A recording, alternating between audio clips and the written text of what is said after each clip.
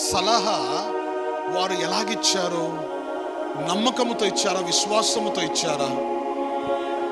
ఏ విశ్వాసముతో ఇచ్చి ఉండొచ్చు? ఒక కాన్ఫిడెన్స్ వాళ్ళకుంది, ఒక నమ్మకం వరకు ఉంది. మన ప్రజలు కొంతమంది వెళ్ళినా గెలిచి వస్తారు. ఏమిటి ఆ కాన్ఫిడెన్స్? ఏమిటండి? వారు నమ్మిన దేవుని మీద వారికి పట్టు ఉంది కాబట్టి. చెప్పండి ఆమేన్.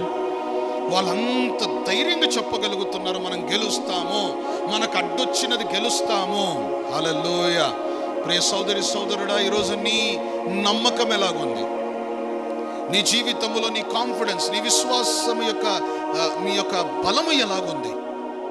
మీ కుటుంబ జీవితంలో, మీ వ్యక్తిగత జీవితంలో ఎన్నో రాళ్ళు అడ్డు వస్తుంటాయి, ఎన్నో పరిస్థితులను మిమ్మల్ని ఆపడానికి అడ్డు వస్తుంటాయి. అయితే మీలో విశ్వాసం ఎలాగుంది? నేను దాన్ని దాటగలనా? నేను దాన్ని జయించగలనా? ఈ పరిస్థితిని నేను జయించుకొని ముందుకు వెళ్ళగలను అని నువ్వు అనుకుంటావు ఒక్కొక్కసారి. ఎందుకు అనుకుంటున్నావు?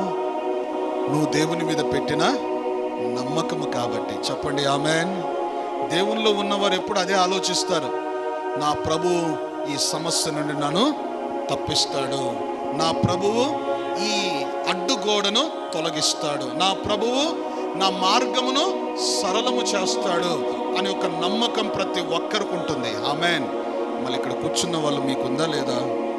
ప్రతి ఒక్కరికి ఏముండాలంటే, ప్రభువా నేను వెళుతున్న మార్గములో ఇదిగో ఈ ఆటంకం వచ్చింది, ఈ ఆటంకమును తొలగించువాడివి నీవే.